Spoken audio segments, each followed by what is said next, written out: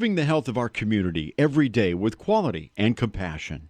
Noble Hospital and Bay State Health. Better together. Underwriting for Community Radio on WSKB Westfield is brought to you by the Westfield Gas and Electric. Westfield Gas and Electric is service using their power for the good of Westfield. WSKB's programming is generously underwritten by Whip City Fiber. Westfield Gas and Electric wants to help you decide where they offer gigabit speed Whip City Fiber Internet next. Turn your neighborhood into a fiberhood. Get on the list today at www.whipcityfiber.com. We thank the generosity of our underwriters. For more information, please contact the Westfield State Foundation at 413-572-8646. Discussions of local politics, events, happenings, and miscellany potpourri. Ken's Den, Tuesday, 8 to 10. Live from the campus of Westfield State University, this is 89.5 FM, WSKB, Westfield.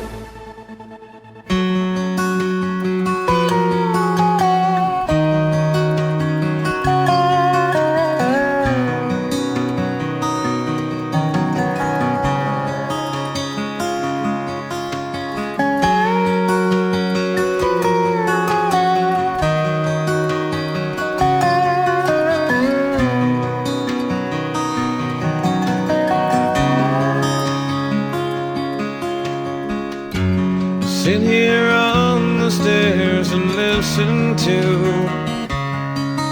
the nighttime as the daylight fades away. It's such a haunting and familiar tune. When I hear it in the distance, I can say that I'm home in Massachusetts, where my daughters and my wife, they wait for me all alone. But the truth is, it's where I always am, it's where I long to be, because I'm home.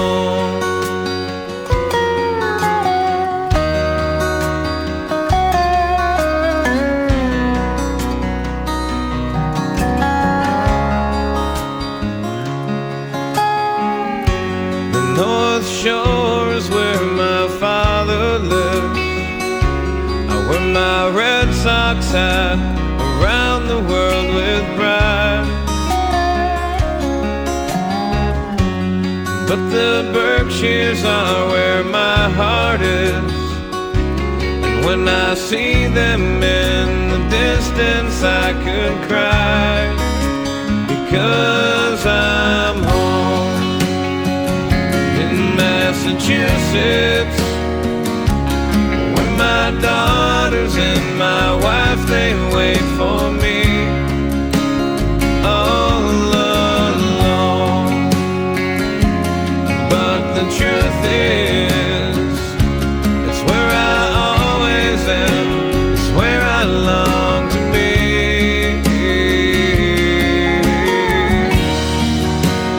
Nyla started just turned 2, and Zoe's just the perfect mix of me and you. They keep getting older, time keeps going by. To think about it makes your daddy wanna cry. So I just passed a sign that welcomes me to Worthington, established long before this country came to be.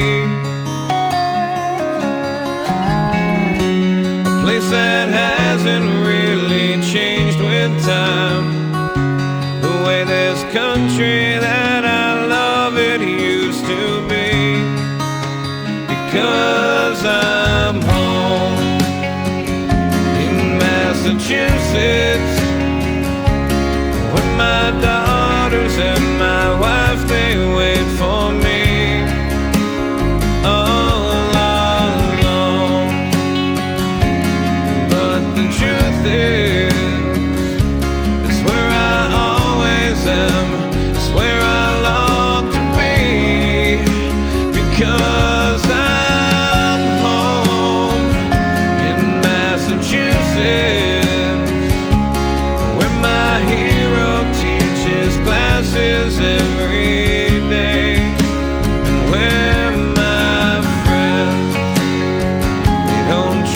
be different. It's where my family is. It's where I'll always stay, because I'm home.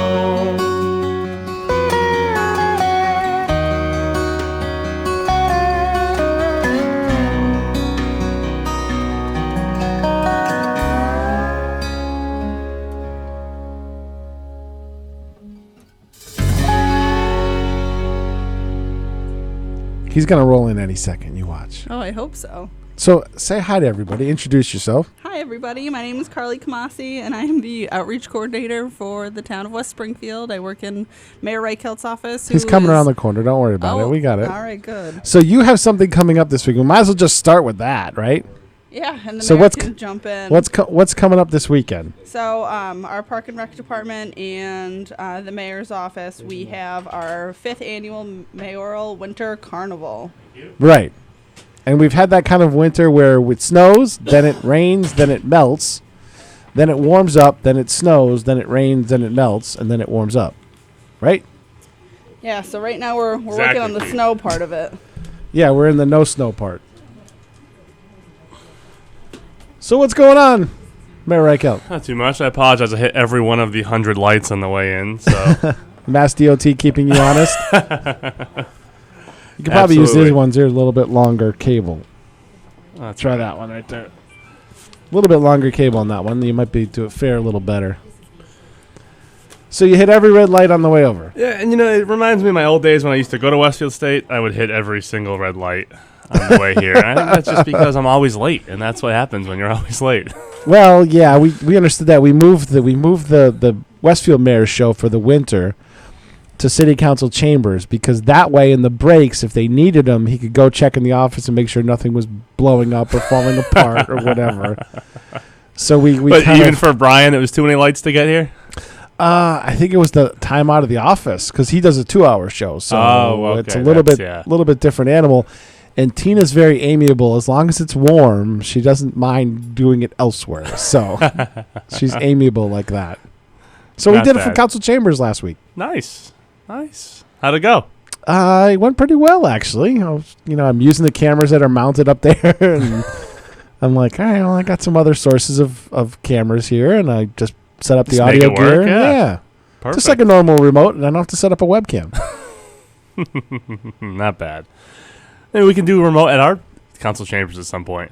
And I can just walk across the hall to my... If I can scout it and get it set up in advance, yes. Absolutely. We'll just tell Tina she only has to go as far as Westfield Town City Hall. Yeah. Not bad. She might be on board for that. Usually she stops at the senior center first, though, and does some work and then comes in here. Yes, yeah. But, yeah, we could do that. I don't see why not. Yeah. Then we could do it on our own Channel 15, because I don't know if we've still figured that out yet, how to... I got to talk to Nick now that I'm in the new gig. Okay. I'm in the new job. And, good. And I was going to ask that. Yep, that started. I'm in my second week. So perfect. We're getting rolling on that. So now you can start getting on Nick so we can get this on our own community access. Because I know you told us it's possible. Yeah, Southwick does it right now. I'm still working out some bugs with them. I gotta actually talk to their guy this week. They're noticing a lot of errors, but I think some of the errors are known things, so we got to work on that. But they rebroadcast, I think, every morning. Oh, okay. So you're on in Southwick right now. You can say hi to Joe Didi. I'm on Southwick right now? Oh, nice. Hi, you're on Southwick Channel 15, yes. Awesome. All right. To everyone in Southwick, thank you for allowing us to take your water. It's great. That's what we drink, so... Really? I didn't know that. Yeah, we have wells in Southwick. Yeah. Right off on the border of Southwick and Westfield there on Shaker Road. Oh, okay. Yeah. That's where we get our well. It's pretty impressive, too. All right. So that's that plant at the bottom of Shaker Road. Yeah, tucked off to the corner when you're turning towards Shaker Farms Country Club. Yep. Right there on the left. That is our water supply. Well, that is like that's the treatment center, and the wells are in the back. Right, yeah. I would think you guys would get it from Springfield or something, but no. No. Agawam does. They get it from Probin Mountain, which is Springfield's water. Tank, yeah. But we get it all we pump it from Westfield. No We used to take it from Bear Hole, so we used to have a surface. We used to get a surface water supply, and now and this was, I say now we have, this was probably 30 years ago when we bought that land and then built those wells. Okay. I didn't know that. Which is interesting. All it is big tubes that go directly into the ground. Right. Yeah, because Westfield has a treatment plant over there, too, a little one. Oh, do they? Yeah. So Okay. at the bottom of Shaker Road, though, down at 187. Oh, all right. Yeah, further down. Yeah, they have one way down. Yeah. So thank you for your water. It's wonderful water. And that was that huge project we did 3 or 4 years ago. We brought in a 24-inch main from the wells Right. across the Westfield River into Westside to Okay. connect it all up. Yeah. Nice. I didn't know that. Yep. See, I learned, like Tina was talking about, we had our guys from our health department talking about restaurant inspections Oh, nice. and what they look for Yeah. and different classes of restaurant, things like that. And it was an interesting hour. That went by real fast. I ended with a little Gordon Ramsay kitchen nightmare thing, but yeah. So that was our hour. But yeah, all kinds of things going on. I didn't know that. So Yeah. I learn things all the time. And I was kind of surprised, too, when I found out that we get our water from Southwick and Westfield. Yeah. But, and it's kind of, we're doing, right now, I just met with Brian Sullivan last week. We're trying to finalize the 3-city carbon agreement where we have, and us, Westfield and Holyoke, and we have a map of Hamden County. And it's impressive how much land the 3 communities own in different communities. Oh, Because okay. we own, like, watershed areas and water areas where we get our water in different towns. People own, I think Westfield has land in Granville. Yep. Holyoke, I think Holyoke's Oh, land we is have all a in we have a Holyoke. reservoir out there in Granville. Yeah. Yeah, so that's where water In the comes watershed from. area. Yeah. So you think all your land is in your own town, but then you look at a map and like, oh, wow, we own land in Westfield and Southwick. Westfield owns land in Granville.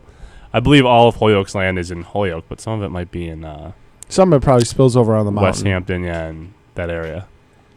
But it's fascinating. That is pretty cool. Things you don't think of Yes, yeah. Things the cities are doing that you don't realize that they're doing. that they And- have to do. Yeah.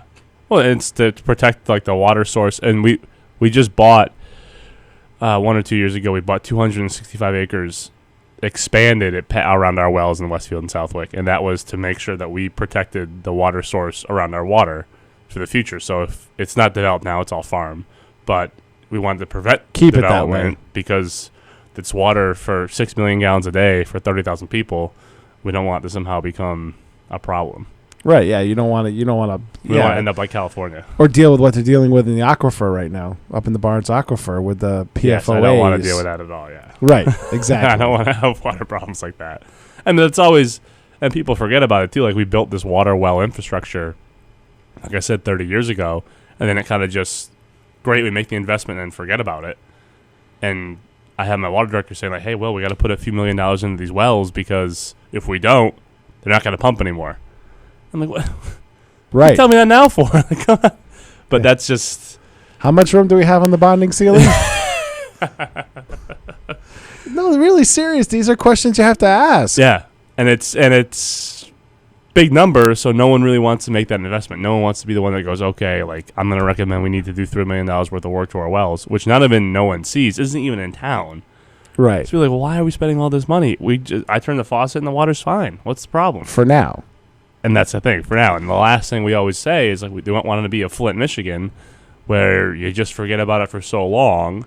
And there's other issues that went on there, but you forget about it for so long that now you have to make such a massive investment. You need the federal government to step in and help. Right. Or And- there's a disaster and your people are getting sick. Well, and what you tell them, I mean, I'm sure your water director told you if we make the improvements now, we're good for 25 years. And you say, well, $3 million over 25 years isn't really that big Still a lot a- of money, but- It's still a lot of money, but over that distance, it's not like you're buying computers with it, which Yes. is good for 4 or 5 years. Yeah. You know, so it's a long-term investment. And it was the same with our levy system when we put $10 million in the levy 10 years ago. And people are like, well, why do we have to do more work now? It's like, well, that was to get us up to where we should have been to begin with. It wasn't really future money. It was Right. we didn't do anything for so long. We had to make this huge investment. So we don't want to repeat ourselves and have to make that huge investment again in 15 years because we just neglected what we were supposed to do. So when you rolled in, we were talking about the winter carnival, Yes, Which the spring carnival this year. It's going to be which you're probably going to get on the 10-day forecast. You're going to get snow Saturday into Sunday, which doesn't help. No. And I just talked to the parking director last night, and while we're all worried and while we wish we had snow, there's stuff we can do to make it into. It's still going to be a great time for the kids, and it's one thing over the past 5 years that we've both seen, and Carly's been there the whole time as well, is just a huge increase in the amount of people that have gone. So we always ask ourselves at the end of it, should we do this again next year? Because it's a huge lift for the Park and Rec department and the director and the town as a whole. And we don't want to do something and invest in something that doesn't kind of no get return on into the investment. town. Yeah. But we've seen year after year the amount of people that go have increased to the point where last year was the biggest turnout we've ever had.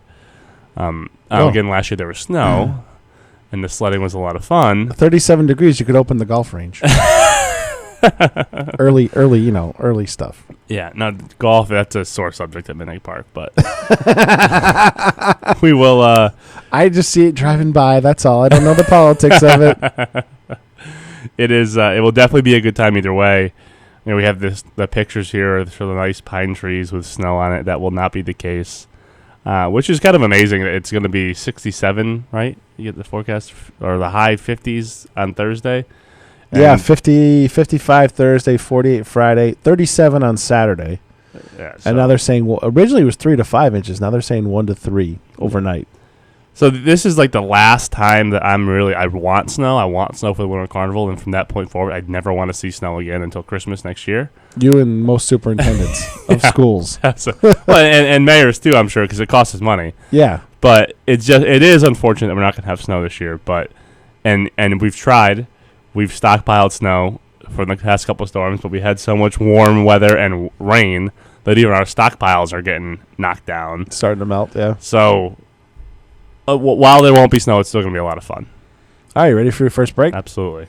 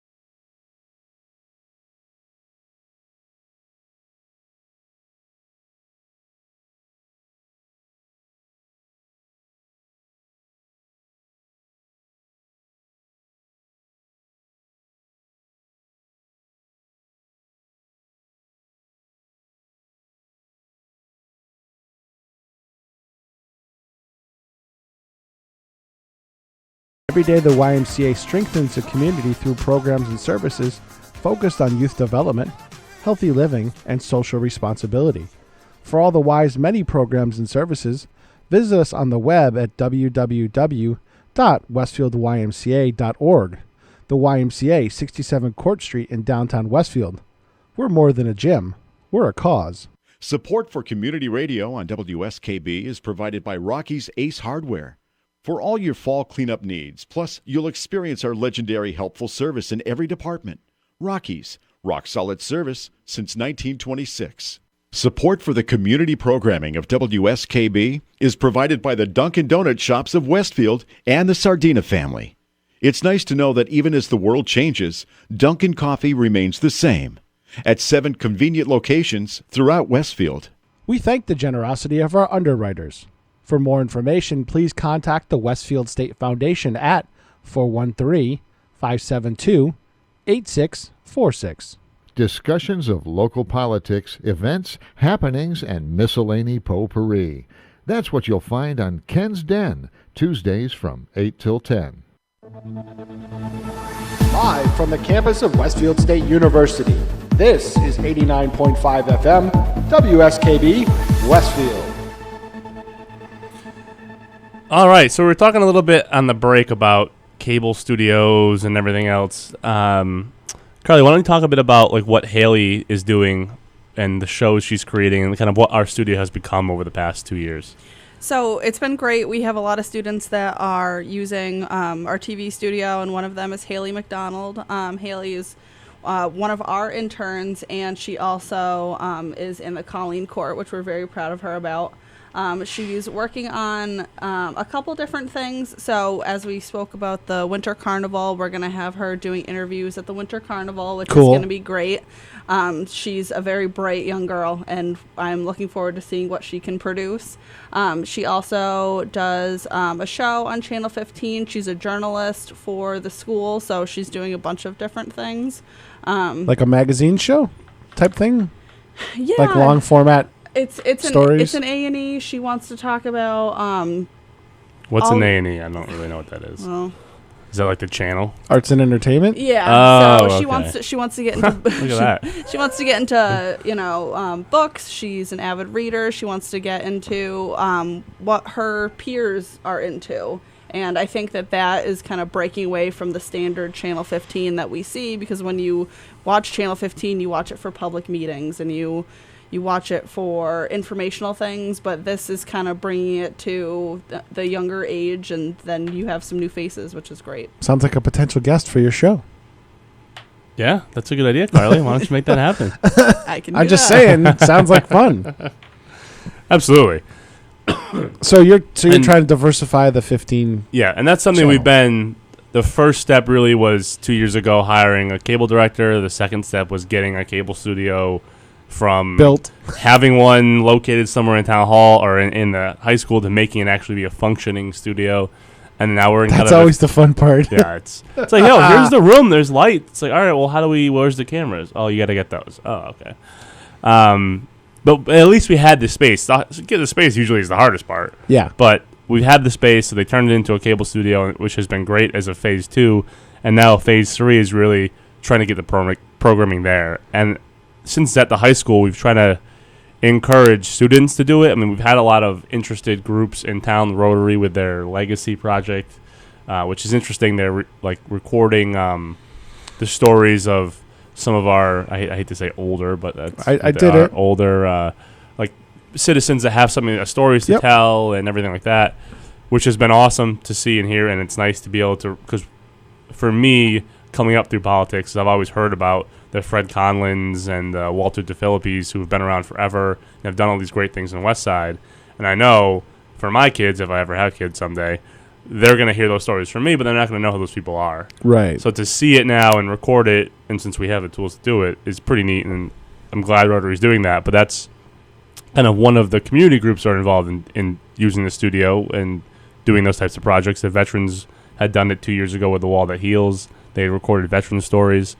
But now that the kids are super creative and have these ideas and they're starting to use the studio, Right. it makes it even better. Right. And that was the goal, because we have a technical high school. the best place to locate the studio was in the technical high school, and it also falls under Chapter 74 for graphic arts. So it'd be part of that shop. So you have kind of a ready-made group that's already interested in it now. And then my goal, whether the shop's ready or not, I want to start a club in both high schools starting right off the bat, because sports, they want to do sports. Yeah. And I can't find bodies to do it. Yes. And that was originally our first struggle. Was we have a Counselor Griffin, who's an amazing announcer and sports caller. He always wants me to join him. I have no idea what I'm talking about. I just kind of, they hit a run, and he's like, it's Hockey Willie scored a goal. Oh, that's right. Okay, sorry. But it's fun because we started out with it was just him and I, and like our director was the only one filming. But now we have Nick, who helps call games with us because he actually knows what he's talking about as well.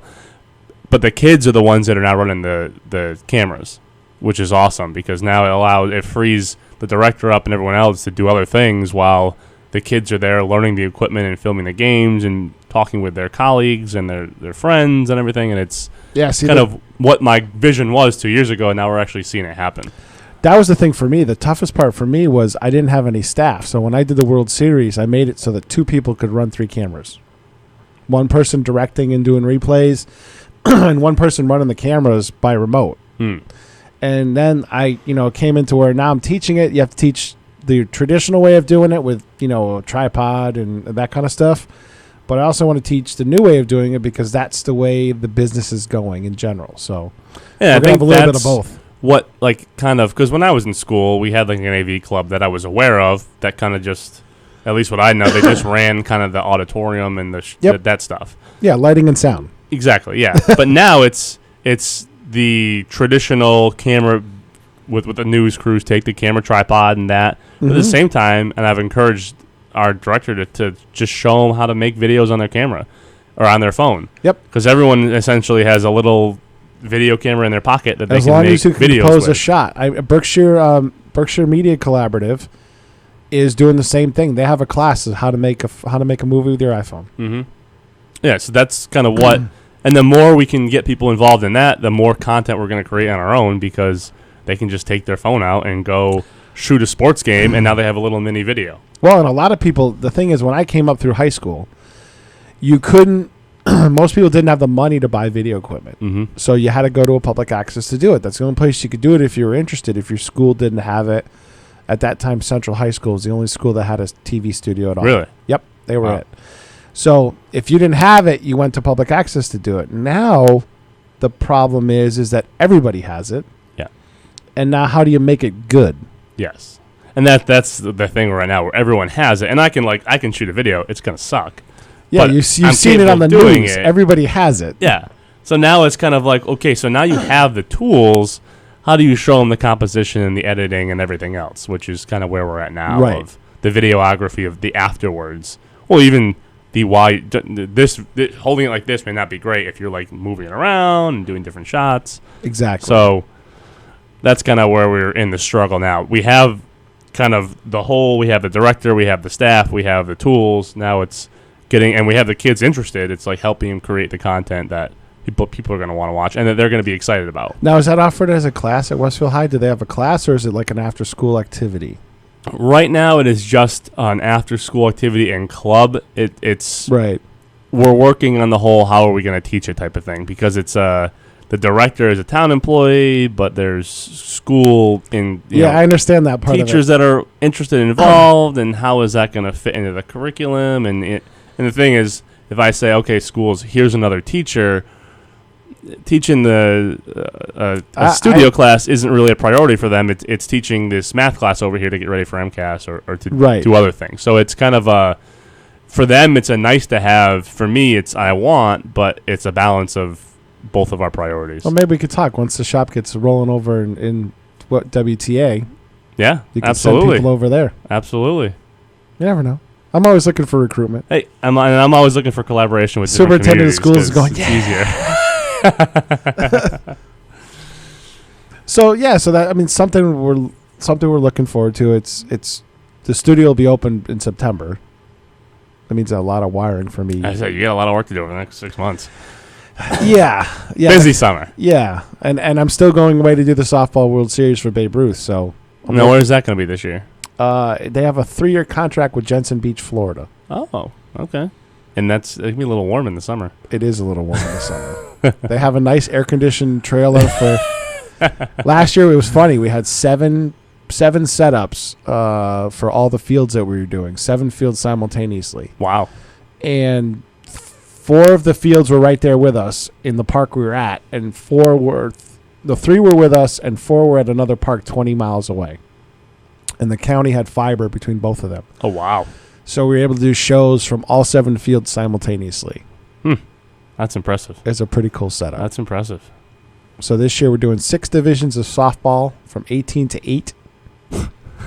And 3 or 4 divisions of Cal Ripken baseball over And it's all in Florida? 3.5 weeks, yeah. Not bad. So you're going to fit that in around all the wiring and getting the studio ready. And We do have an electrical wiring shop.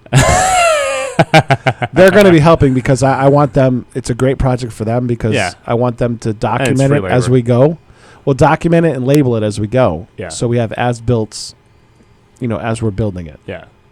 which speeds So in things up. 5 years, when something breaks, it's easy to fix. If it's Versus labeled, us, where it's like wires. What does that wire do? Oh, let's see. Let's cut it and see what happens. right? Exactly. Exactly. So it's a work in progress. We're just at the infancy stages.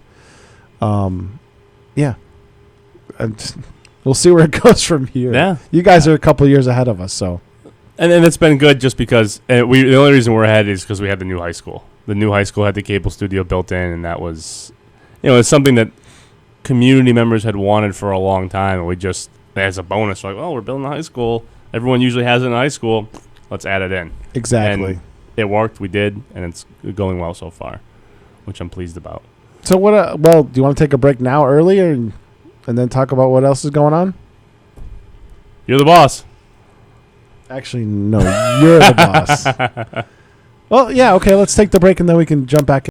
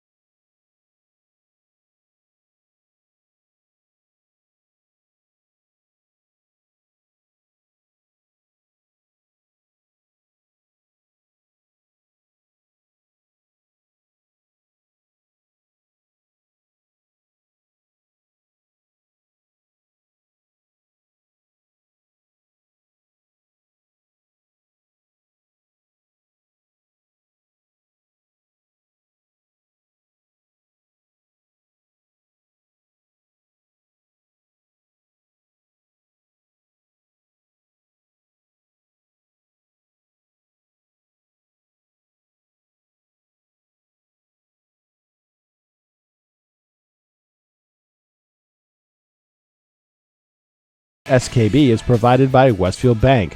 For more than 160 years, Westfield Bank has been an important community presence and commercial leader in the Pioneer Valley. With convenient full banking services in Westfield, West Springfield, East Longmeadow, Agawam, Feeding Hills, Springfield, Southwick, as well as Enfield and Granby, Connecticut, visit us on the web at westfieldbank.org. Support for the community programming of WSKB is provided by Bay State Dental. Comprehensive dentistry at 14 convenient locations in Springfield, Chicopee, Longmeadow, West Springfield, Belchertown, East Longmeadow, Ludlow, Northampton, Greenfield, and Wilbraham, as well as 29 Broad Street in Westfield.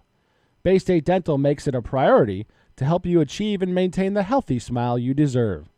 Visit on the web at baystatedental.com. We thank the generosity of our underwriters. For more information, please contact the Westfield State Foundation at 413-572-8646. Friday mornings is something different on 89.5 FM. It's JP's Talk About Town. Community Radio. 89.5 WSKB. Live from the campus of Westfield State University. This is 89.5 FM, WSKB, Westfield. So we talked a bit. I touched on veterans and the wall that heals. I don't know if this is public yet, but we're going to announce it anyway. Our veteran service officer who's at a conference this week for veteran service officers has worked with the Big E to do a World War I reenactment this year because it's the 100th anniversary of the end of World War I. Yeah, sure, 1918, yeah. So in November, they're going to do a whole trench warfare type thing at the Big E. And the Big E's on board. They're going to dig trenches. They're going to have encampments. They're going to have no kidding. Not a live. It will be live fire, but it won't be actual bullets. Right. Yeah. But like a live charge at the other trench. It should be pretty cool. I'm gonna have to go shoot that one. Yeah. So that's in the infancy right now. We have a lot of work to do before that. It is still 8 months away. We'll work with Nick. We'll do a joint production. Yeah, that would be perfect. So we can shoot different. Get some drone footage on there too, because it's gonna be. We'll call Fred. It's gonna be impressive. Fred's got a drone. We're good. We have two, but we're grounded for the time being until someone gets a license.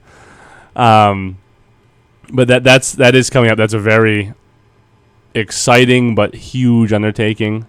But again, the Big E, who has supported the Wall That Heals, is on board to do a lot of the digging work and to kind of allow us to host it in their parking lot, essentially. So that's pretty cool. Yeah. Yeah, because they have that massive dirt parking lot out there. Yeah, so where the Wall That Heals pretty much is where, on the other side is where the trenches are going to be.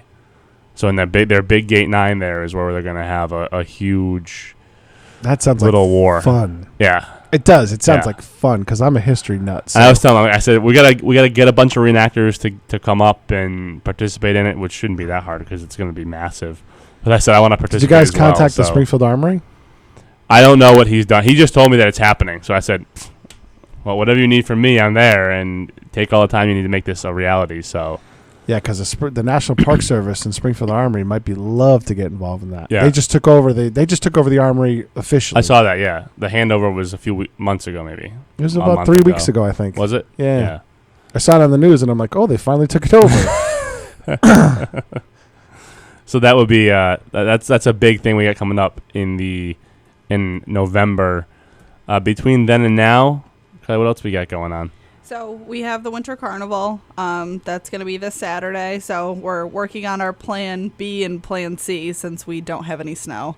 So we're going to have... it's still going to be fun. Yeah, we're going to have a lot of fun things going on. In the next couple months, we're getting into March. So March is our Irish season.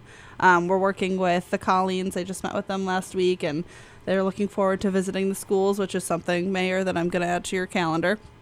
And actually, speaking of the Irish season, there's since we are now sister cities with Dingle, and we met Teresa Ferris, whose father Martin Ferris is a Sinn Féin member of Congress for Ireland. Yep. And they're both coming over the weekend of what is it? St. Patrick's Day. Okay, yeah, because that's over a weekend this year. Yes, it's road race day is on St. Patrick's Day. On Saturday, I won't be running in the road race. But yeah, so that's on a weekend, and the next year, if nothing changes, St. Patrick's Day will be on Parade Day, which should be interesting. Now we can talk about it that you have a new director of the Irish Cultural Center. Absolutely, that's right. Last time I was here, I almost dropped dropped the news and would have got yelled at. But yeah, so Bo Sullivan is doing an awesome job. Our loss is your gain. Yes, yeah, and it's a huge gain for us at the Cultural Center because he is an awesome guy with a ton of great ideas and connections. It's going to really kind of bring the Cultural Center to the next level. Another place to potentially host your show. Yes, just saying, Tina would go over there too. There we go. That's a great spot. Absolutely, they got tons of. I'm just throwing out ideas here. It's me that has to do all the work, but yeah, I'm throwing out ideas. I just show up and say, "Hey, Pete, you need any help? I'll be happy to help." Right.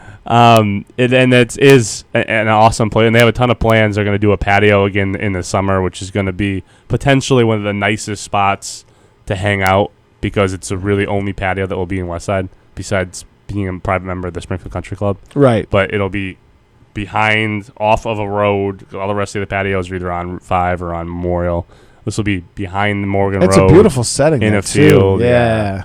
And they're working on having the fields ready for soccer and rugby. So if you want to just hang out and watch that, it should be pretty interesting. And they're doing really cool. A ton of work on the building inside and out. Bo's doing a ton of work on getting new members to come in and host different events. I got my letter. See?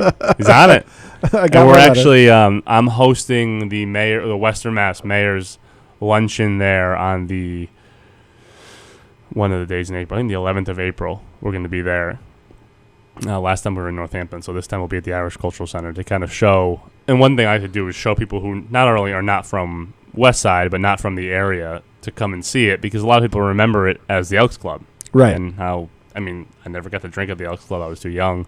But I remember how kind of run down it had become over the years. Right. And what they've done, those nicest terms I could use. Yes. What the Irish Cultural Center has done, Will and Carrie and Bev have done an amazing job turning that place around. And it is gorgeous inside.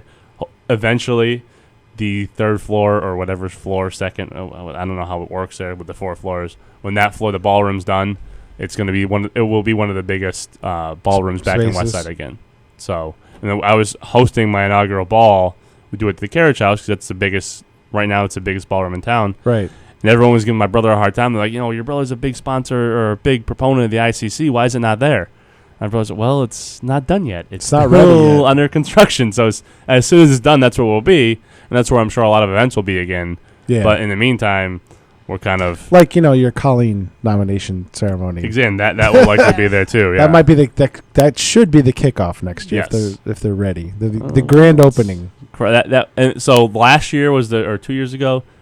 No, it was last year. It was last year. So last year was the grand opening.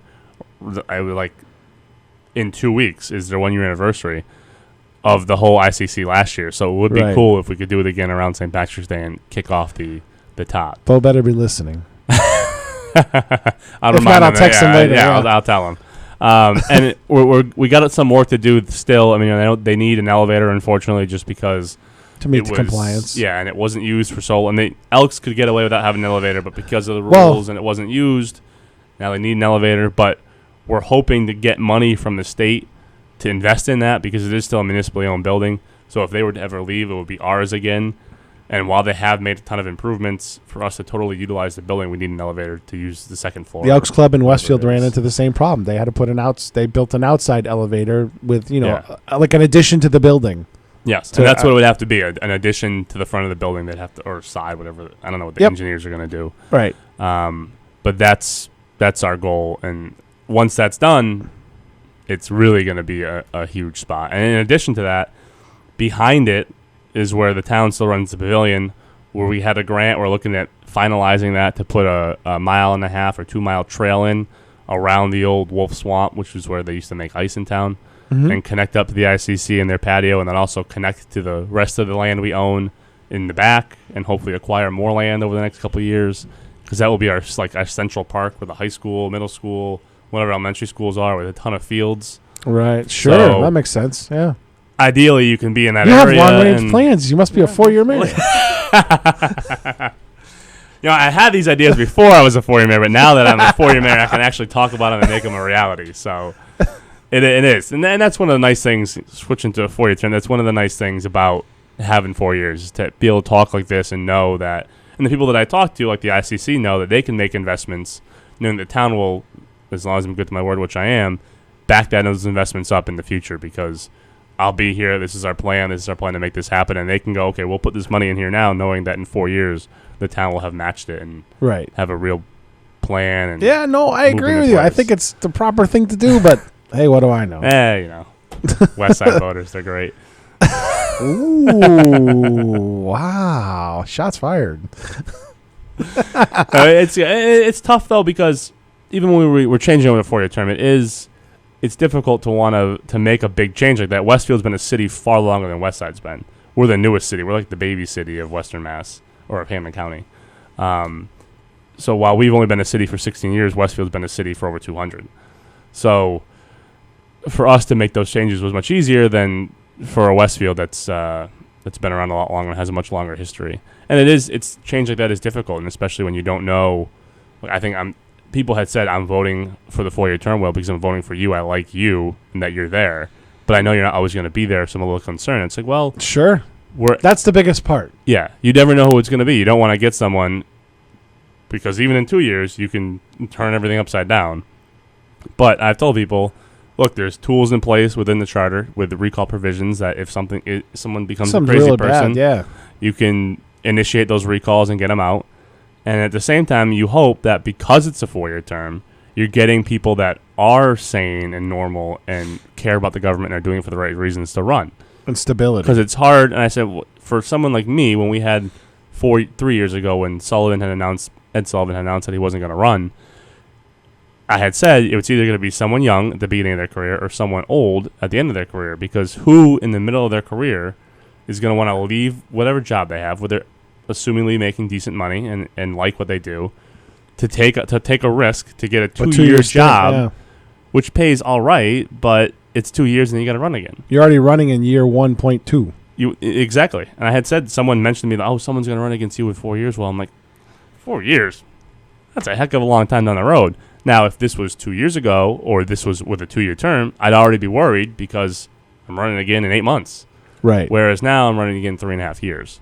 So it on a couple levels, I think the 4-year term, not just giving us time to get stuff done, which is good, but you're going to encourage people who might otherwise say, 2 years, what am I going to do that to myself for? Right. It's not worth it. Is it worth the investment? Yeah. Because unlike a legislator, you want someone who is lobbying on our behalf to get laws changed or to work and get money for us. The mayor is the CEO of the city with 15 or 20, depending on the size of the city, different sectors and departments, and you're on all the time, expected to be everywhere, which is a big commitment. And to only do it for 2 years and thinking that you might get knocked out again, and it's hard because if you want a lot of changes, it's hard to do those in 2 years and still be popular. I understand the nervousness of the electorate about it. I get it. But when you look around, the 4-year mayors can do more. Yeah. And it's becoming across the I want to say across the nation. I don't want to say that because I'm not sure. But across the state, it has become the theme of communities beginning to go to the 4-year term.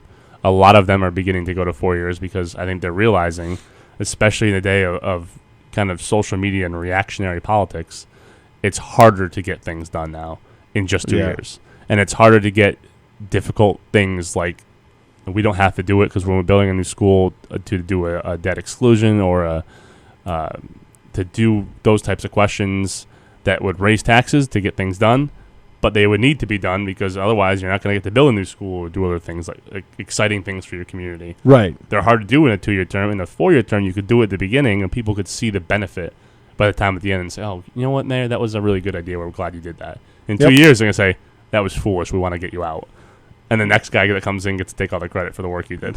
Right. Oh, well, that's a great thing. Because they were saying, oh, wow, that's great. You did it. And then that mayor can be like I say, I'll take credit for everything because I know I'm going to get blamed for everything. So that mayor's going to be sitting there and be like, yeah, wow, I'm so smart. And it's like, the other guys are like, what the hell? That was mine. All right. So I have a question for you that's kind of out of the norm. That's a big part of your city. When do you guys start talking with the Big E about planning? Now. Logistics. Now. So while you're starting budget season, you're talking with the Big E about logistics. Yes. Yes. I mean, really, we start. So for them, they start their planning for the following year They in take November. about 2 weeks off. Yeah, they take their vacations in October, and in November they start. So we begin our discussions right around now, April or February, March, about what we're going to do and what we need to put in place. Because for us, if we need more police, or not police specifically, but special police, and what we're going to do, what they're projecting and things like that, where the traffic's going to go, we kind of need to do that now because we want to make sure we hire good candidates a little further out. Right. Get them trained up and ready to go. And then day by day disposition, we don't really talk about that till we get closer to what their entertainment's going to be and who their projected people are going to be, who they're going to have a big name band one night. We're going, okay, well, that's going to need a lot more people, yeah.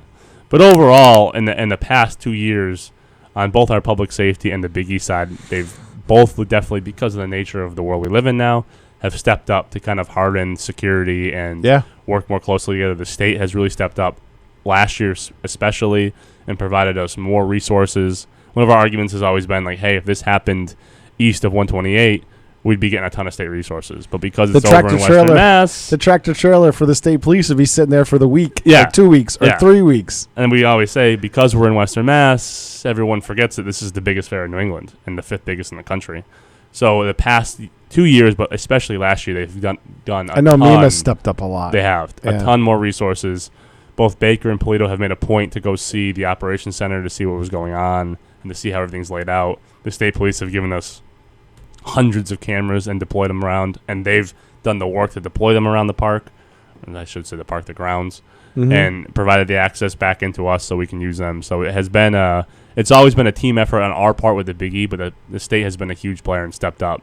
And it was because 2 years ago I called a meeting with all of us to get together and talk with the state police and MEMA, and they were kind of surprised what was going on. It's like, well, this has been going on for 100 years, so where you been?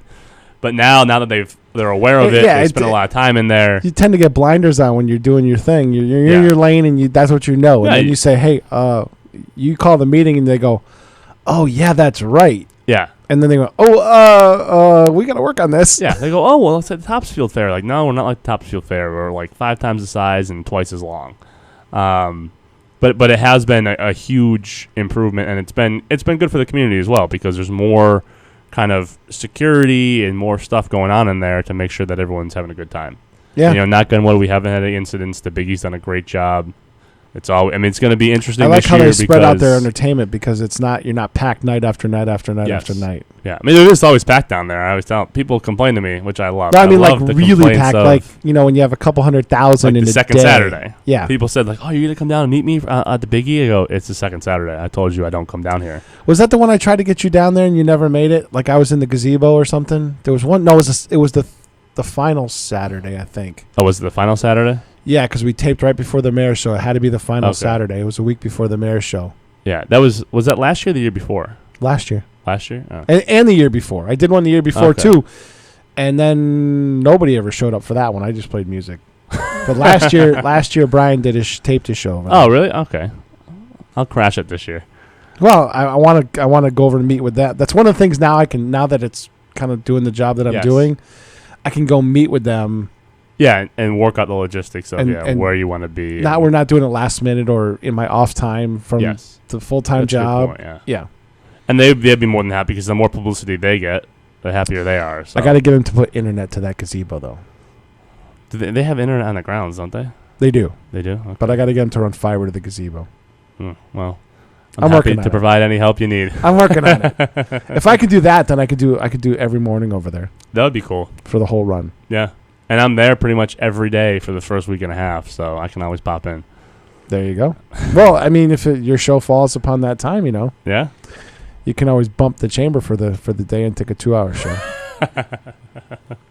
We'll negotiate as we go. Absolutely. All right. But we do start now, and it like I said, it will be interesting this year because the casino opens kind of around the same time as the Big E. That's true. That's going to be huge. This could prove to be a huge year for both the casino and the Big E. Yeah, because you're going to have all those people in town. Yeah. Wow, that's a great... They know what they're doing over there. Yeah. We had their general manager. They paid the big money. We had their general manager on the Westfield News Show. He is an impressive gentleman. The MGM? Yes. Impressive. Stuff he's done, man, just impressive. Yeah. They got some good people over there. Yeah. It should be good. It should be good for all Western Mass. Your hour's done. Oh, you kicking me out? It flew by. Kate's out there waiting. So All right. I don't want to take up anyone else's time, Pete. Thank you very much. So next month we'll talk, and then we'll go from there. Yeah, I'll put Carly in charge. Sounds good. All right. Thank you.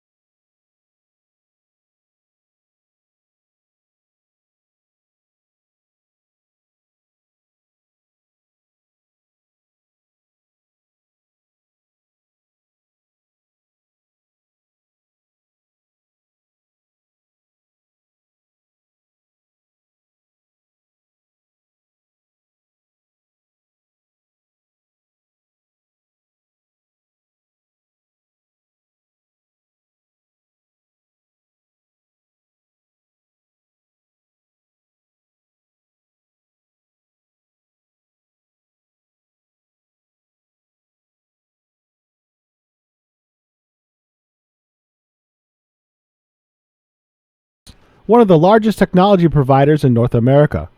Headquartered in Southwick, Wally provides all of the products and services that you'd expect from a world-class technology partner to schools, colleges, businesses, as well as state and local governments and agencies. Wally Computer Associates, meeting all of your technology needs. On the web at WCA.com.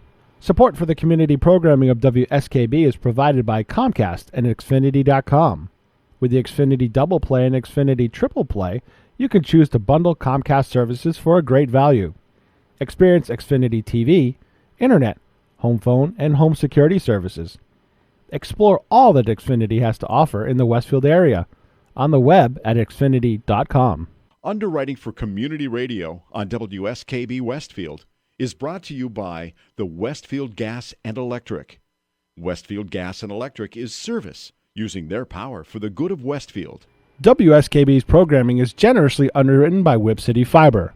Westfield Gas and Electric wants to help you decide where they offer gigabit speed Whip City Fiber Internet next.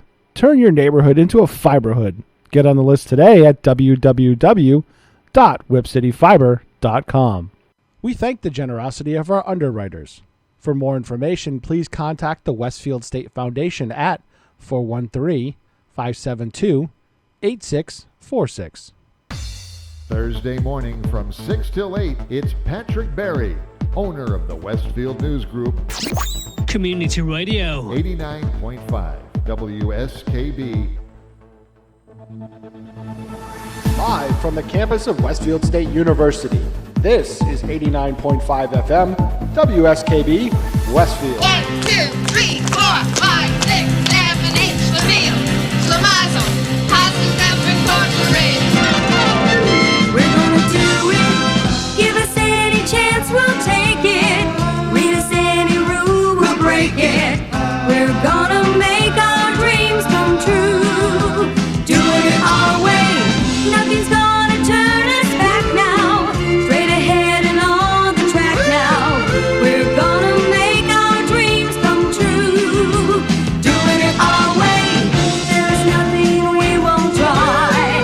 Never heard the word impossible. This time there's no stopping us. We're gonna do it. On your mark and set and go now. Got a dream and we just know now. We're gonna make that dream come true. And we'll do it our way, yes, our way. Make all our dreams come true. And we'll do it our way, yes, our way. Make all our dreams come true. For me and you. Good morning and welcome to Chamber Chatter. I'm Kate Phelan, the Executive Director of the Greater Westfield Chamber of Commerce. And with us this morning, we have Kim Betts from Betts Plumbing and Heating. Welcome. Good morning, Kate. How are you? Good. How are you? I'm fabulous. Happy Valentine's Happy Day. Valentine's One of Day. our charter underwriters. They are. She's been here from the beginning. I have. Isn't that awesome? Yes. 4 years now. Yeah. Thank Has you. it been that long? Yeah. You're welcome. Pretty close. June will be 4 years. That's great. So, and I'm sure we appreciate all your underwriters, but it's nice that we have one of the underwriters as Absolutely, a guest. yeah. She's a chamber member. And also Kim sits on my board of directors and she chairs the membership committee. So you're quite active in the chamber, which we appreciate, and we love your advocacy for the chamber. So we'll be talking a little bit about that today as well. Fabulous. And so it's Valentine's Day. So why don't we kick it off with our Share the Love program? How about that? Oh, our Share the Love program. Sure. We'll go with our Share the Love program. Yes, that is our membership drive that we're having at the chamber. It is my belief that our best representatives of the chamber are fellow chamber members, and we wanted to grow and share our love of the chamber to everybody. So we have a program where individuals that are in the chamber can refer members or fellow businesses that aren't members of our chamber. They can email Kate. There's a link on the website. There is. And she will meet with the proposed business and explain how awesome and wonderful the chamber is and all the benefits. And they will get a gift card from a local business for taking the time out of their schedule, because as business people, we are very busy people. They are. But You are. everyone is. You don't have to just be in business to be busy. But and then if the proposed business joins the chamber, the referring individual gets into a drawing that we're going to have at our annual meeting in 2018. Yeah, this year. 2000. Yep. Yeah, In November. Yep. So wow, that's like. And we don't want to think about November right now, but Yeah, but that's I know. not that far No, I off, know. is it? No, it's not. But No. this membership referral program, we're excited about it. We launched it last fall. We're going to keep pushing forward with that. And I think it's going to be a great program. We're already getting referrals, for businesses to join the chamber because of the great value that we give them. So The chamber is very valuable. My business actually has been in the chamber for over 50 years. Not myself personally, but back when we joined the chamber, my grandmother thought that the chamber was a very important part of doing business in the community. and as being part of the community. and she joined to get the support. And wow, that was probably in the 60s. We don't know. The chamber records don't go that far back anymore. But the chamber helped our business back then when we were down to one employee. And now it was time to give back. Oh, that's great. Yeah, it's a great testimonial to the chamber, Kim. Yes. Thank you for that. So we had our After 5 last night, After 5 connection. We sure did. Wasn't that great? It was great, and we focused it about share the love because it was near the day before Valentine's Day. We actually moved it, Yes. and it was at the Habitat Restore. I was amazed how many people did not know about the restore. Wasn't that incredible? That's why when we do these events at our local chamber members' facilities, there were so many people. We had over 50 people there last night. And a lot of the guests that were there, even the existing chamber members that, go to these events on a routine basis, they had never been in the Restore. So it was great exposure for them. It's a great way to make connections and learn about the community, what businesses are in town and what they do. And I know about it because we've had them on here Right. so many different times I over know. the years. And it's amazing how people still don't know what's in their own cities or towns, villages, whatever. And it was a great event last night. So many new faces, and we gave a waiver last night for any non-members of our chamber. Everybody was free last night. Well, our chamber members are always free for our After 5s, but we had any prospects or non-members, they could come in, and they did. We had a lot. I can't wait to get the numbers today when we go back to the office and we get the actual count. Yeah, and we also saw a lot of new faces that we hadn't seen in a while or haven't seen before. It was a great event. Yeah. We have a new ambassador too. Yes, and he did Alan. great. Wow. Yep. So it's always great to make these connections, and we had a lot of fun. And the Restore was very generous. They gave us 4 raffle prizes, 4 $25 gift cards. We raffled those off. Nice. Yeah, it was awesome. And, of course, it was good to see Jen because she really works out, the executive director Oh, yes. for Habitat, because she's really based out of Springfield. But it was nice to see her. And she just loved the event. She was so happy with the turnout. I want to thank them again for hosting. Yeah, Jen lives, breathes Habitat. Habitat, yep. So I went to Guatemala with her for Habitat for Humanity. So And I, years and years ago, I'm talking quite a while ago, probably over 20 years ago, I actually sat on a committee for Habitat. I was on the Family Selection Committee, and which was... was that the Westfield one? Yes. Before it merged with Springfield? Yes, and it was quite heartbreaking to see some of the homes that they were living in that really were out of code, dangerous situations with they had exposed wire. So there were some issues, that were really serious. And to pick one family, It's very hard. to get the new home, it was eye-opening for me, and I'll never forget that experience. So they have a great mission, a great cause. So Definitely the hand up, Yeah. not the hand out. yeah. It's So great. a shout out to Restore last night, and we appreciate their hosting that event. For So those who haven't been there, it's please very- go. Yes, you have to. They have Make everything. donations, whether And it's make a donation. Yep. It all helps their cause. absolutely. So, but it was a fun event. So, but again, sharing the love.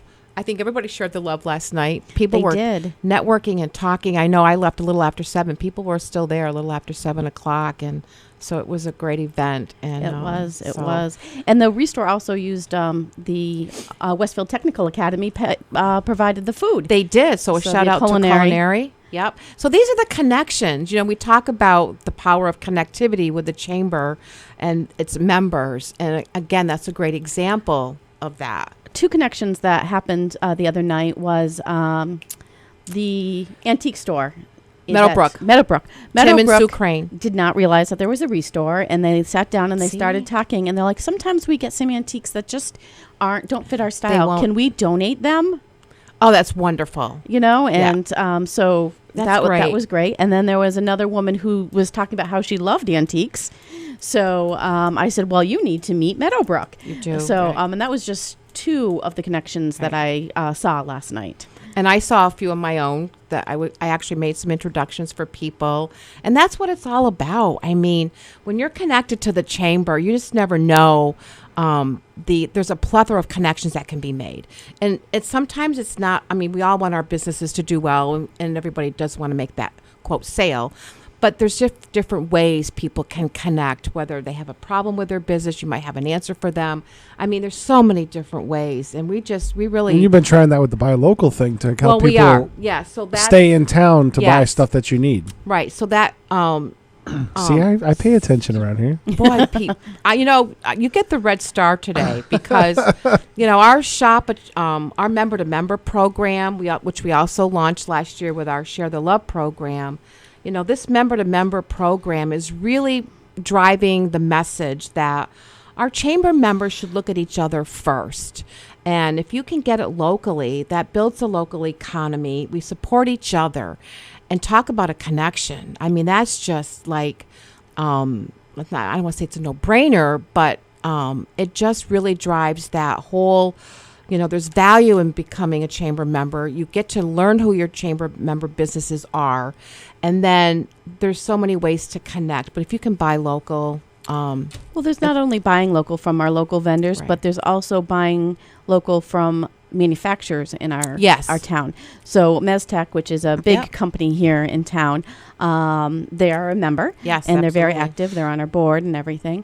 And we have some HVAC and plumbing supplies. And when they learned that Meztec was a member, they wanted to know more about their products.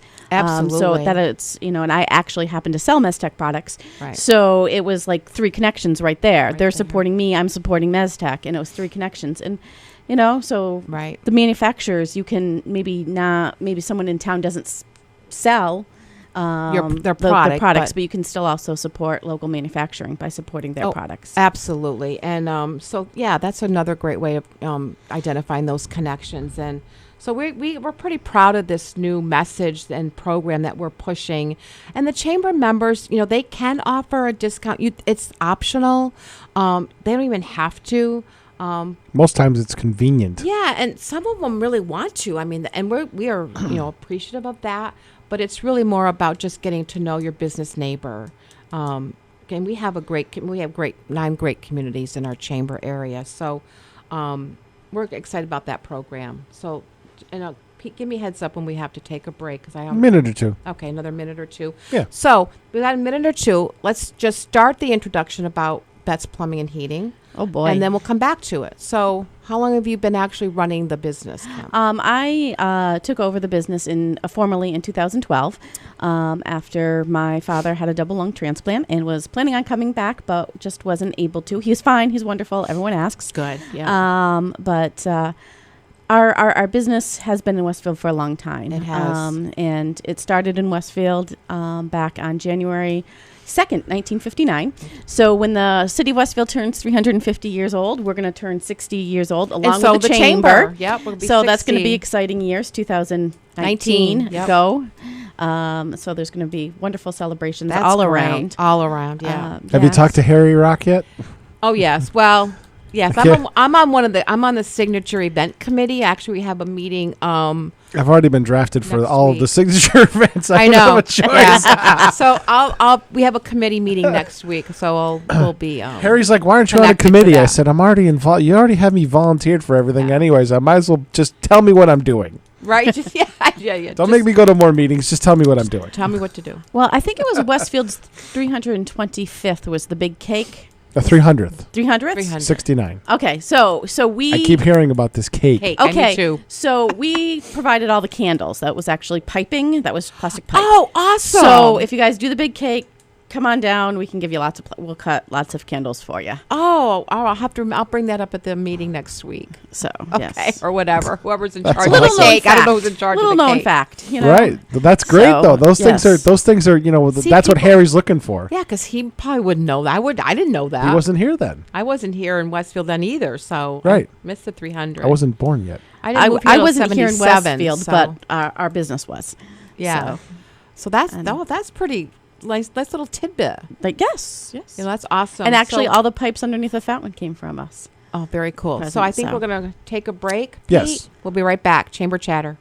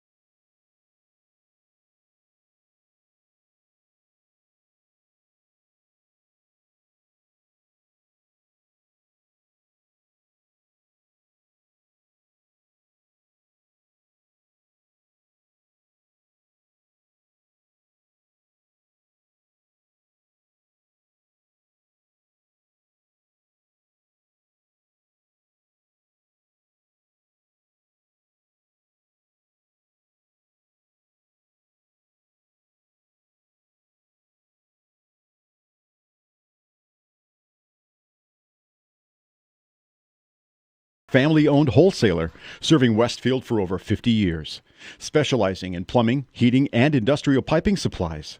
Visit betsplumbing.com or 14 Coleman Avenue, Westfield. Public welcome. Support for the community programming of WSKB is provided by Commercial Distributing Company of Westfield. Now in its third generation of family ownership, Commercial is one of the premier beverage distributors of Western Massachusetts. The Plasek family and the staff of Commercial Distributing wishes you good times throughout the year and urges you to drink responsibly. Support for the community programming of WSKB is provided by the Dunkin' Donut shops of Westfield and the Sardina family. It's nice to know that even as the world changes, Dunkin' Coffee remains the same at 7 convenient locations throughout Westfield. Support for the community programming of WSKB is provided by Westfield Bank. For more than 160 years, Westfield Bank has been an important community presence and commercial leader in the Pioneer Valley. With convenient full banking services in Westfield, West Springfield, East Longmeadow, Agawam, Feeding Hills, Springfield, Southwick, as well as Enfield and Granby, Connecticut, visit us on the web at westfieldbank.org. Support for the community programming of WSKB is provided by Bay State Dental. Comprehensive dentistry at 14 convenient locations in Springfield, Chicopee, Longmeadow, West Springfield, Belchertown, East Longmeadow, Ludlow, Northampton, Greenfield, and Wilbraham, as well as 29 Broad Street in Westfield. Bay State Dental makes it a priority to help you achieve and maintain the healthy smile you deserve. Visit on the web at baystatedental.com. We thank the generosity of our underwriters. For more information, please contact the Westfield State Foundation at 413-572-8646. He rules the roost on Thursday from 6 till 10. It's Patrick Berry. Community Radio. 89.5 WSKB. Live from the campus of Westfield State University. This is 89.5 FM, WSKB, Westfield. Welcome back to Chamber Chatter. I'm Kate Phelan, the Executive Director, and with us this morning we have Kim Betts, and we were talking about your company. Yep. And we're going to continue. Just starting. Yeah, Just we just starting. started. So we're going to continue that conversation. Okay. So I frequently tell the history of my company, and everyone seems to be touched by it. So if you guys will indulge me for a moment, Betts Plumbing and Heating was started at Betts Piping Supply back in January of 1959. My grandfather, a World War II veteran, was out in Boston and didn't get along with his boss, and he wanted to do something else. So he was told by other supply houses that are still in existence in the Springfield area that Westfield needed a pipe, valve, and fitting. Now Interesting. We're talking big pipes. We're not talking these little stuff that runs through your house. We're talking industrial piping for like Strathmore, all those wonderful places that some don't exist anymore. So my grandfather moved his family to Westfield, and Betts Piping Supply was started on January 2nd, 1959. And unfortunately, he passed away in December of 1961. So my father was 15 at the time, and my grandmother was the only other employee. Wow. So my grandmother had a decision to make to Yeah. whether go back down to Boston and Natick and be a nurse or continue with the business. And we know what her decision was. She decided to continue the business. So in 1961, Betts Piping Supply was a woman-owned business back when women didn't work, never mind owned a business in a man's industry. Right. My father became full-time in 65, 66. Actually, it was part-time, full-time.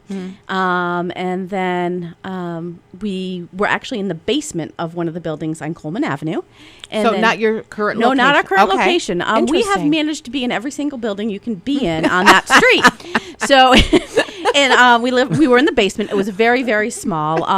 I would dare to say it wasn't much bigger than this room. Really? Yes. And then in 1972, we bought the building that's across the street from our current location. And in 1992, which I just have to say this is ironic, on December 14th, 1992, my grandmother retired. And my father took over. We had gained employees, all that wonderful stuff. And then in 1995, we moved over to our present location. My father had a great opportunity to buy this building that he'd been coveting forever and ever and ever. And these He investors waited him out.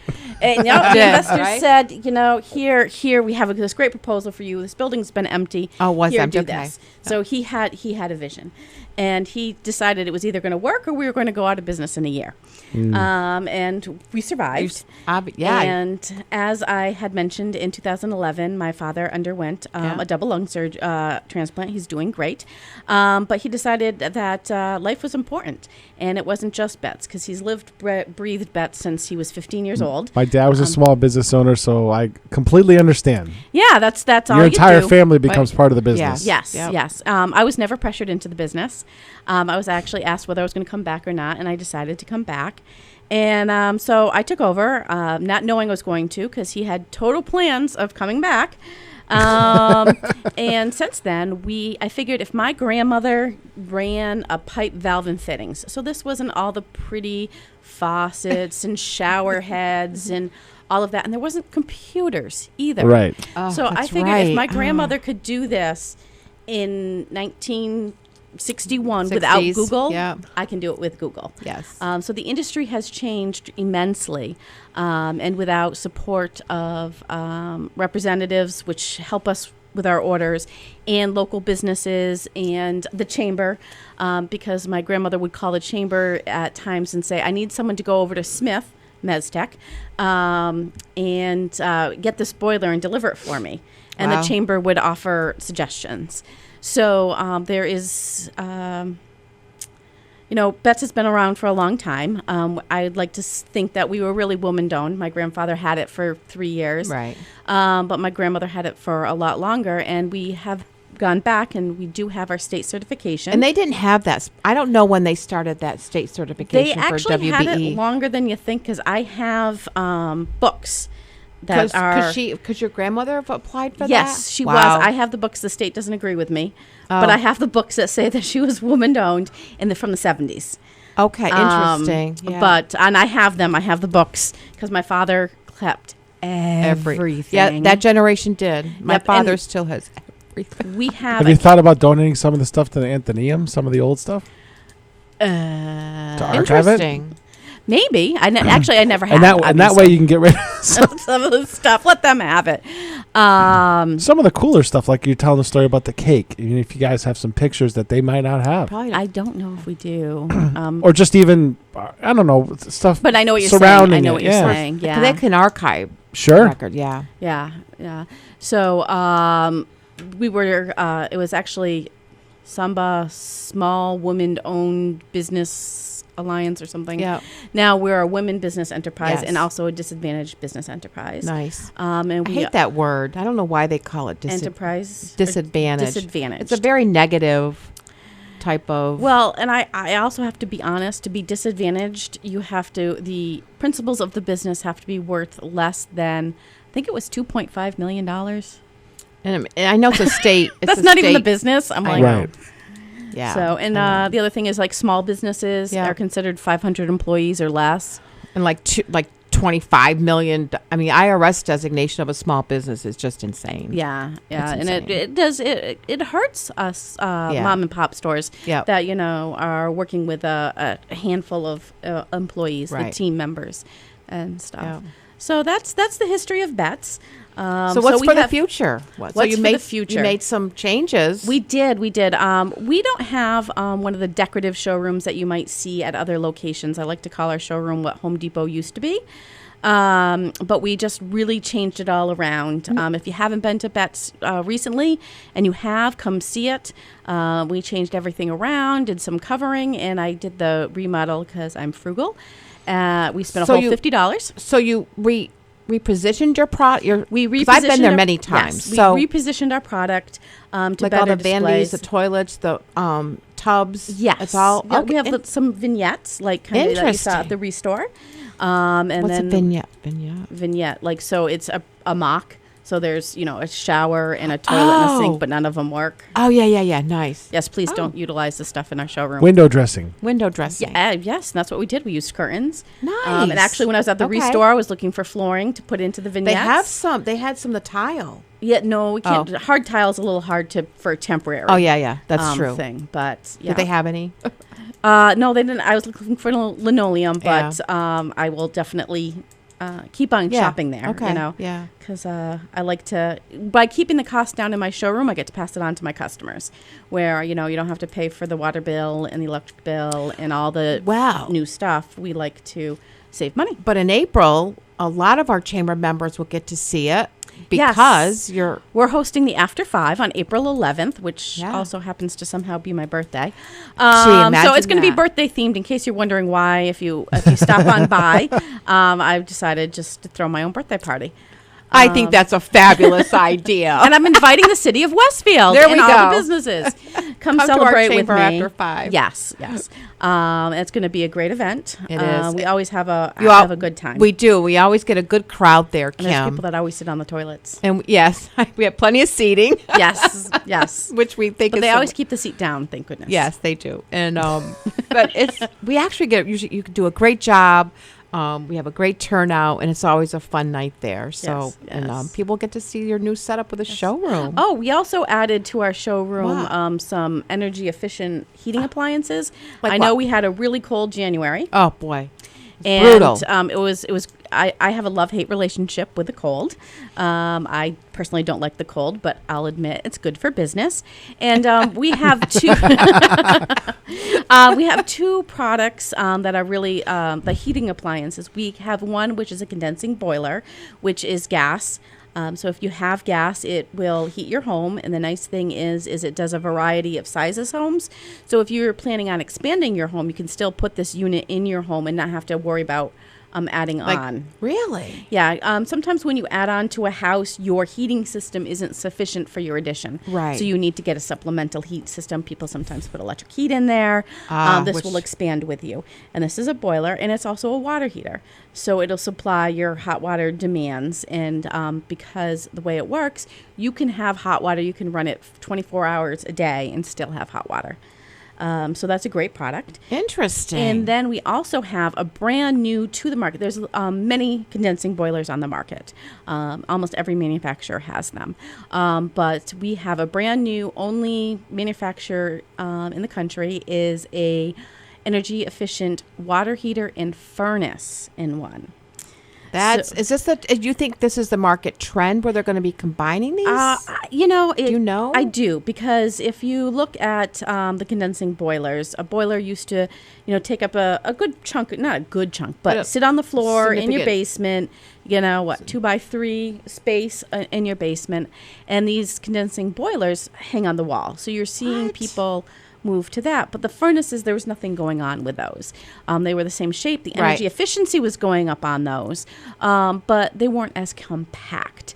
This is compact. It's about the size of a boiler, so it's about 2 by 3. Yeah. But it's a furnace and a water heater. And furnaces, so what they did is they attached an on-demand water heater to this furnace. It's a nice little compact. If you go to our Facebook page, you will see some pictures of it, because we have one of the first units in the country installed. One of my fellow teammates installed one in his house, and it's doing great. In January, he had no problems with heat.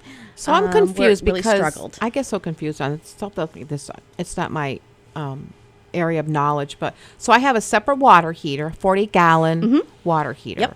That I worry every day, like, okay, is it going to flood today? That issue. You never know. Right? You never know. It's a hit or miss with those. You never know. And then I have a separate furnace. So with someone buying this combined unit, you get rid of both. I could get rid of my furnace? Well, the furnace, it would replace the the place furnace. of it, yeah. And they would get rid of that water tank, the water heater. go, Yep. and the water heater would actually be removed? Yeah, it's a nice rectangular Ow. thing. And then you can put air on top of it. So you can make it because I have central forced air, so that would still be okay. Yep, you add all the it's an ductwork add-on. is Yep. everything there. Yep. So just ballpark, what's the price ranges? Are there Relative different sizes? Are they different? No, there's only one size. It does.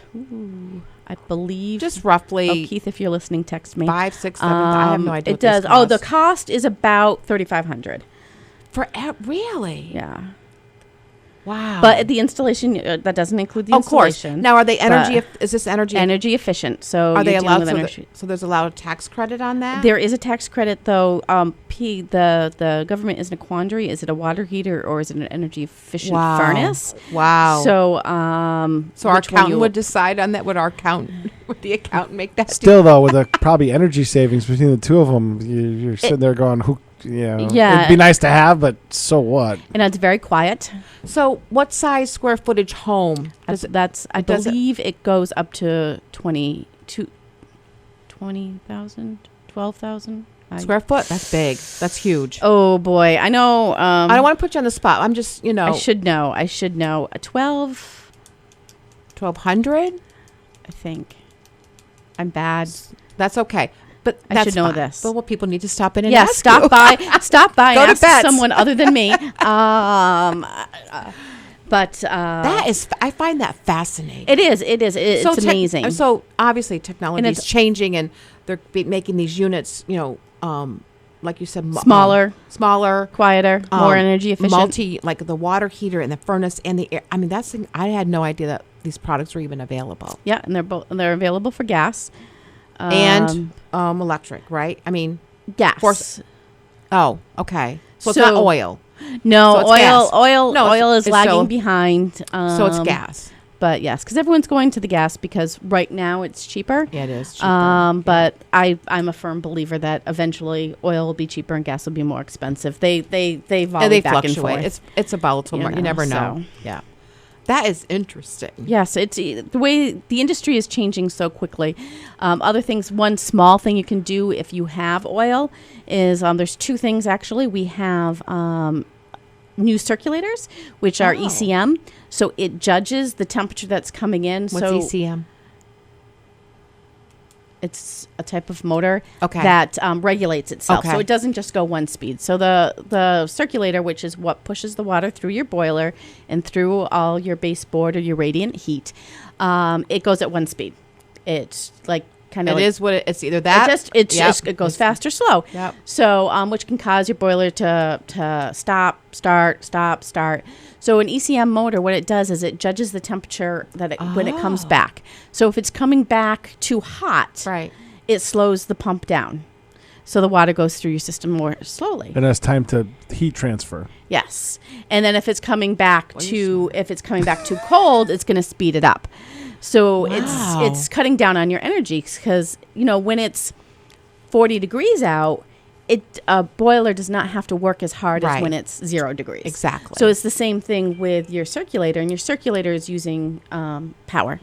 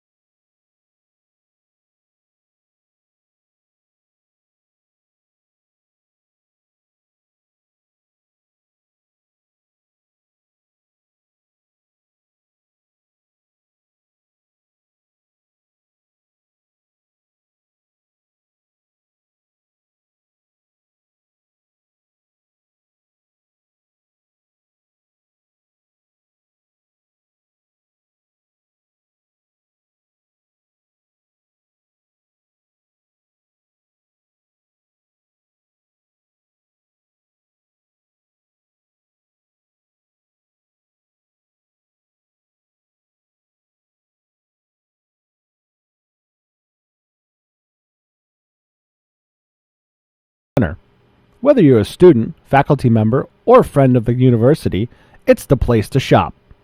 Everything from Westfield State t-shirts, sweatshirts, and gift merchandise to all of your academic needs. Offering textbook materials in new, used, ebook, and rental formats. Visit the bookstore on campus or online at www.westfieldstate.bncollege.com. Underwriting for community broadcasting on WSKB is provided by the Press Room, a community coffee and snack cafe right in the heart of Westfield's Gaslight District. The news of the day always includes a steaming cup of coffee or tea, donuts, bagels, pastry, and other delectable treats at the Press Room. Open weekdays 7 to 5, Saturdays and Sundays 7 to noon. The Press Room, 62 School Street, Westfield. We thank the generosity of our underwriters. For more information, please contact the Westfield State Foundation at 413-572-8646. Wednesday mornings start off right from 6 to 8 a.m. with Tina Gorman and Wake Up Wednesday. Community Radio. 89.5 WSKB. Live from the campus of Westfield State University, this is 89.5 FM WSKB Westfield. Good morning and welcome back to Chamber Chatter. Kate Phelan, the Executive Director of the Greater Westfield Chamber. Let me see your phone. I'll get you on the Wi-Fi. Oh, you're going to do my Yeah, Wi-Fi? yeah, I'll take care. I want to pull up my chamber calendar. Yeah, I'll take care of you. Don't worry. Thank you, Pete. So, Kim, we were talking about this great product you have.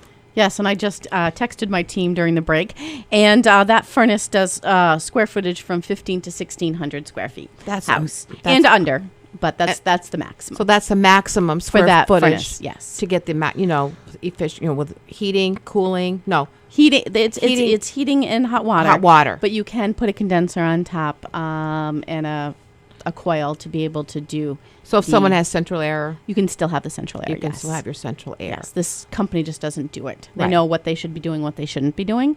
Right. So they're not trying to make something they don't know anything about. which is great. I mean, Yes, that's, yes. that's We want- awesome. Yes. So we learned about furnaces today. Yes, furnaces and boilers. And Two different boilers. things. Yeah, so that's awesome. So we're going to kind of switch gears a little bit. Speaking of furnace Absolutely. gears, well, that's actually a motor vehicle, maybe, but not furnaces. Maybe The they have ECM gears. motors. ECM Huh? motors. ECM motors. Well, Those there are you switching go. gears. So I just want to bring up a couple of chamber events we got coming up. We already mentioned your After 5 you're having in April. Yes, but on we your have stuff birthday. before then. We do. So we have our amazing St. Patrick's Day chamber breakfast. We're going to get I think we're promoting it as some shenanigans that day. That was one of the first events. Yeah. That's one of the first events I ever went to as a chamber member. We love that breakfast, and we're so happy to bring it back this year. And we'll be honoring the Westfield Colleen and her court. I remember doing a remote from outside of that. Didn't we do a remote from outside of that one year? In the Scanlon? Yeah, we did. Yes, one year you did do that. I forgot the reason why. There was a reason. I don't remember why the radio wanted to do it. But that was fun. Yeah, Yep, that was. I remember doing it from the lobby of Scanlon. Right. So, and then we have our keynote will be Bo Sullivan with his new position at the Irish Cultural Center. So he's our. Oh, I definitely have. What time is it?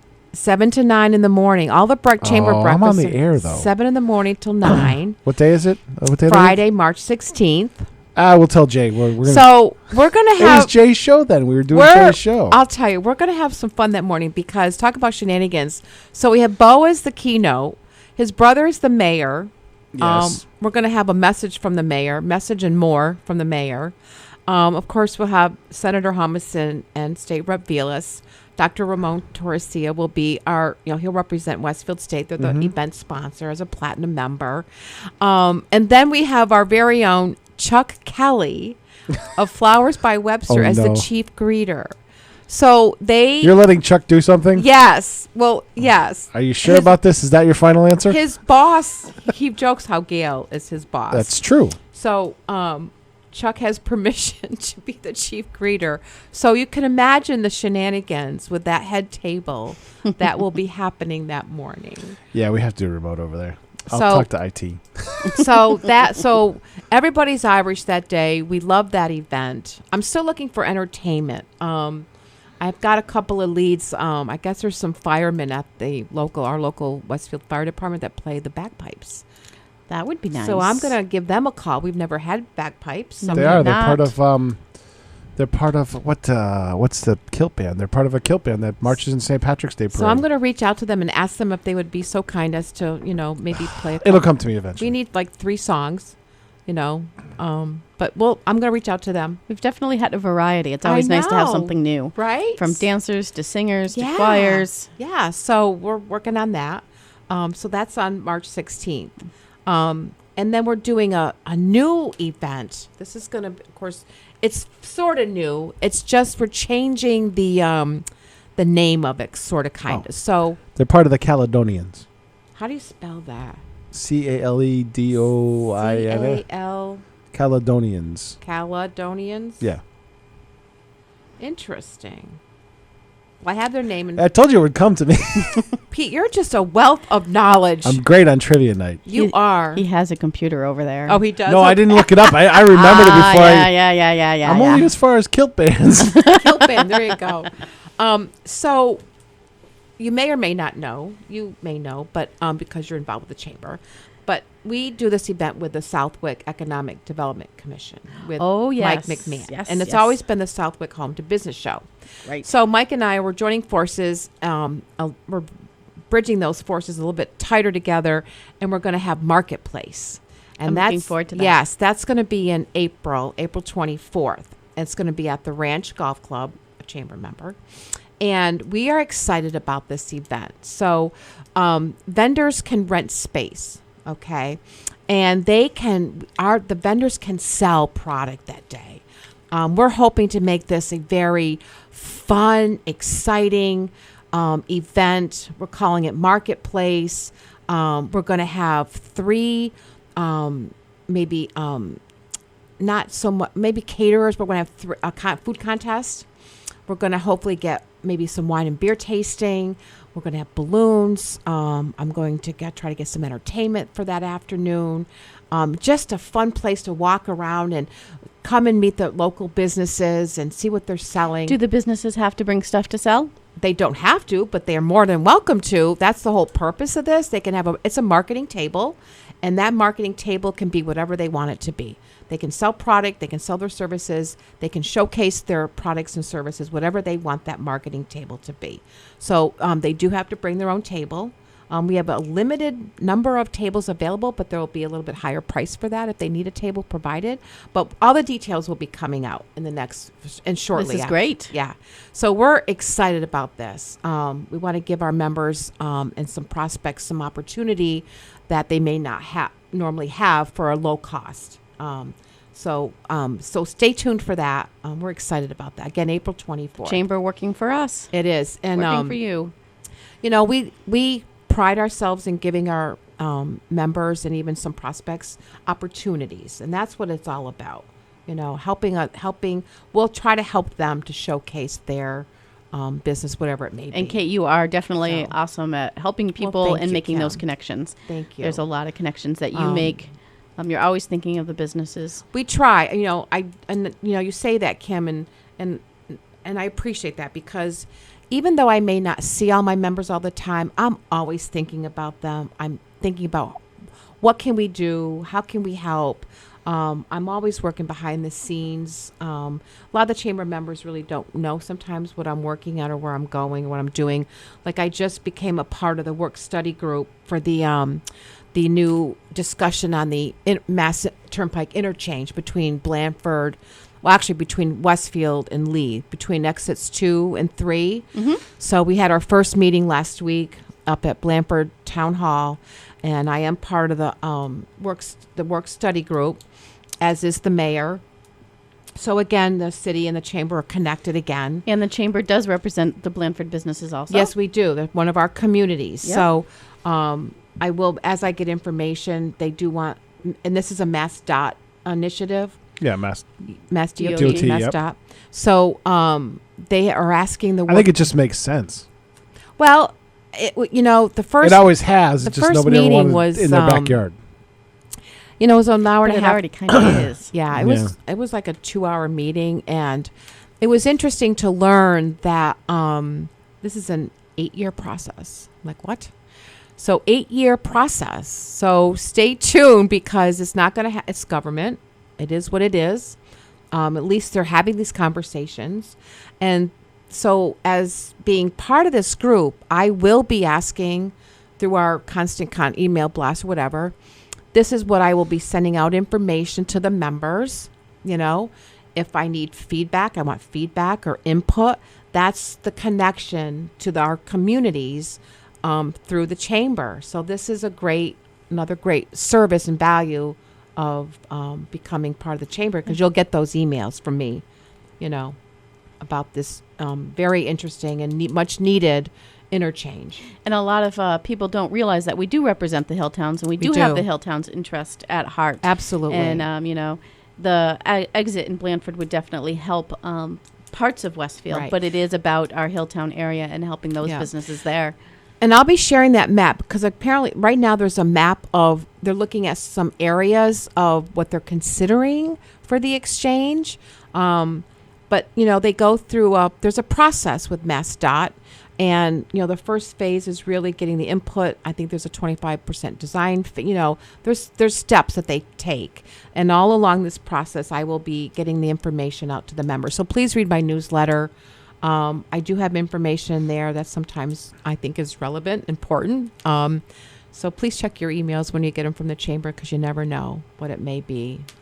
We try to make that subject line clickable so that you would open it, try to entice your interest. So I'm excited about that, being on that committee. It's exciting. So we got off our topic about some chamber events coming up, but so we have that in April.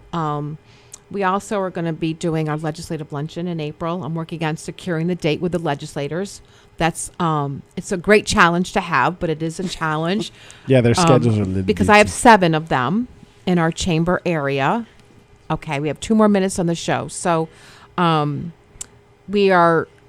be reaching out to the senators and the legislators that cover our chamber area for our legislative luncheon. Once I can get a firm commitment, then we'll get that date set. It will be at Toccoa Country Club. It'll be a luncheon. So we're excited about that as well. So always good to get the ear of our representatives and senators. Especially with a lot of issues coming up down the pipeline. Kim, you run a small business, and the challenges with the state issues, whether it's there's a pregnancy law coming into place, Paid Family Leave Act.